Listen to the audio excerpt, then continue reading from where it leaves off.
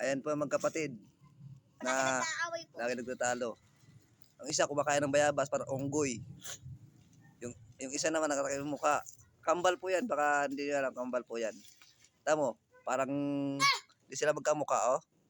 Pero kambal yan. Kasi sa maramot. Ako kasi maganda. Ang kapal pa ng mukha, no, maganda daw. Talaga man. Ang kapal ng mukha, oh. Kaya mag-ano kung maganda o pangit. Sino mas maganda sa dalawa? Ay, alam ko. Nakaisip na ako. Di ba, Ella? Hindi ako magsalita, hindi ka kasali dyan. Ayan, mamili po kayo kung sino maganda dyan. Kung may napili kayo, comment nyo sa akin. Comment. Tay-tay o baba? Eric. Ito, si Miles Elaine. Ay, Miles Eliza. Ito, Miles Elaine. Kung sino maganda sa kanila. Pati ba naman ikaw Ayan na. nalilito? Pati ba naman si Ayan na. Nag-comment na. Alin ba sa dalawa? Ay, yung naka-black tapos nakapula. Pili lang po kayo. Boys ka kasi, di ka mapipiling Muse.